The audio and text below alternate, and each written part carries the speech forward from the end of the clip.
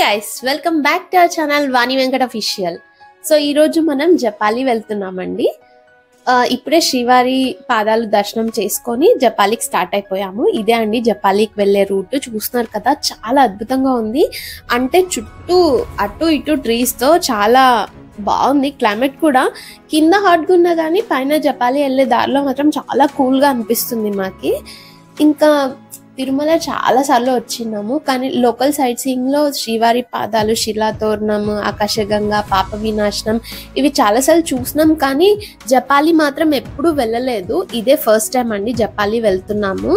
ఈసారి ఎలాగైనా వెళ్ళాలి అని డిసైడ్ చేసుకొని ఇంకా ప్లాన్ చేసుకున్నాము. చలో let's go to Japali. Tirumala నుంచి అప్రాక్సిమేట్ గా మనకి 5 కిలోమీటర్స్ డిస్టెన్స్ లో ఉంటుందండి జపాలి. ఓన్లీ జపాలికి ఒక్కటి మాకు క్యాబ్ డ్రైవర్స్ 1000 రూపీస్ ఛార్జ్ చేశారు. ఎందుకంటే స్టెప్స్ చాలా ఉంటాయంట అండ్ వెయిటింగ్ పీరియడ్ కూడా కొంచెం ఎక్కువ కాబట్టి 1000 రూపీస్ ఛార్జ్ చేశారు. మనం జపాలి వచ్చేసామండి, రీచ్ అయిపోయాము. పదండి స్టెప్స్ ఎక్కుతూ మాట్లాడదాము. స్టెప్స్ చాలానే ఉంటాయి ఇక్కడ మనకి జపాలిలో. అప్రాక్సిమేట్ గా ఒక 40 మినిట్స్ వాక్ ఉంటుంది.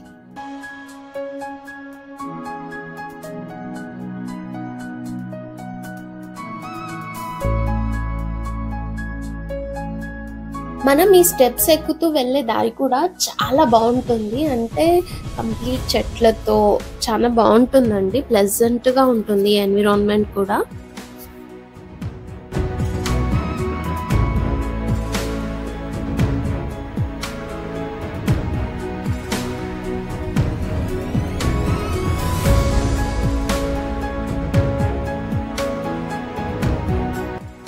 మేము వెళ్ళే దారిలో మాకు ఈ ఉడత కనిపించిందండి, భలే ఉన్నింది. అంటే నార్మల్ ఉడతలు రెగ్యులర్ గా చూస్తుంటాం అప్పుడప్పుడు, కానీ ఈ ఉడత అడవి ఉడత అని అక్కడ ఉన్న వాళ్ళు అన్నారు. చాలా క్యూట్ గా ఉంది.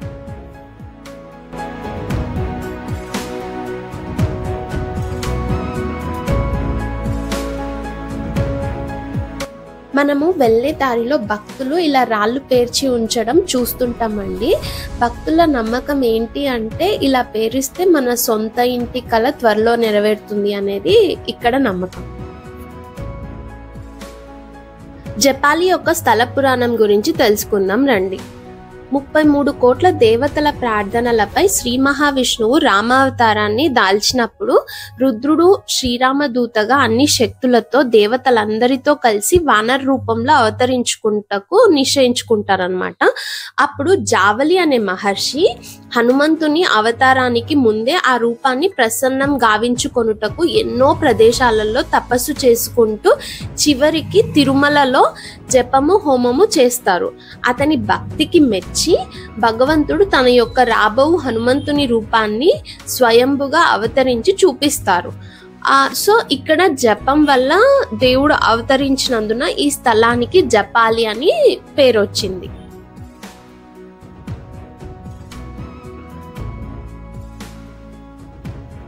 ఇక్కడ మనకి ఒక చిన్న వాగు కనిపిస్తుంది కదండి, దారిలో వెళ్ళేటప్పుడు ఈ వాగు ఎదురొస్తుంది మనకి. యాక్చువల్గా ఈ వాగు ఇప్పుడు చిన్నగా ఉంది, కానీ వర్షాకాలంలో వర్షాలు బాగా పడినప్పుడు ఈ వాగు చాలా ధీటుగా ప్రవహిస్తుంది అనేసి ఇక్కడ లోకల్ వాళ్ళు చెప్పారు.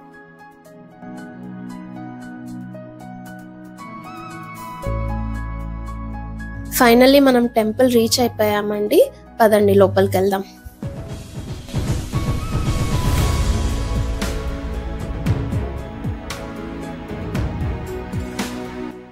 మనం కొంచెం లోపలికి వస్తూనే మనకి ఇలా చాలా షాప్స్ ఉంటాయండి. ఇంకొంచెం దూరంలో మనకి ఇలా ఒక కోనేరు కూడా ఉంటుంది. ఎవరైనా అంటే లైక్ జనాలకి భూత ప్రేత పిశాచాల బాధలు అలా ఉంటే ఈ తీర్థంలో స్నానం చేసి స్వామివారి దర్శనం చేసుకుంటే ఆ బాధలు తొలగుతాయని ఇక్కడ భక్తుల విశ్వాసం.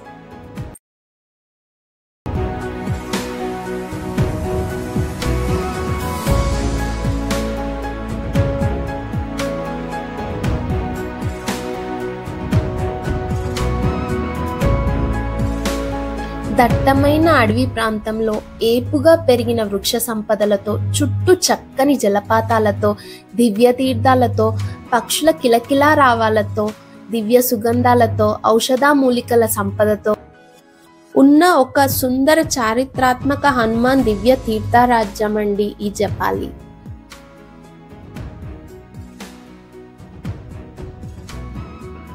మనకి హనుమాన్ టెంపుల్ కి ముందే మనము ఒక చెట్టుకి ఇలా స్వయంగా వెలిసిన వినాయక స్వామిని కూడా చూడొచ్చండి.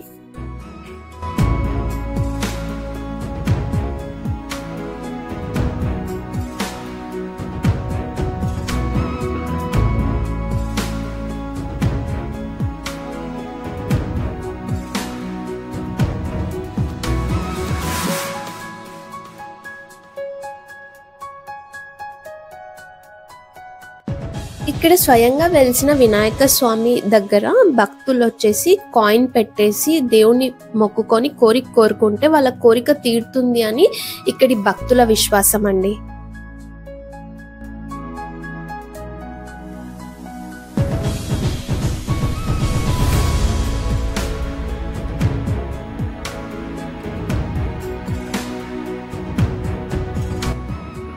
టెంపుల్ లోపల ఫోటోగ్రఫీ నాట్ అలౌడ్ అండి, సో మేము షూట్ చేయలేదు.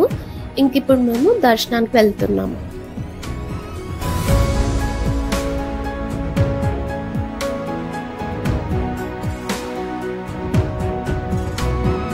టెంపుల్ చాలా అద్భుతంగా ఉందండి. ప్లెజెంట్ క్లైమేట్లో అసలు చక్కగా మొత్తం దట్టమైన అడవులు, చాలా అద్భుతంగా ఉంది. నెక్స్ట్ టైం మీరు కానీ తిరుమల వచ్చినప్పుడు సైట్ సీయింగ్ ప్లాన్ చేస్తారు కదా, ఖచ్చితంగా ఈసారి జపాలి విజిట్ చేయడానికి ప్లాన్ చేసుకోండి. చాలా అద్భుతంగా ఉంది టెంపుల్. ఇది వచ్చేసి టెంపుల్ స్థల పురాణం అండి. మీకు కానీ ఇంట్రెస్ట్ ఉంటే పాజ్ చేసుకొని ఒకసారి చూడండి.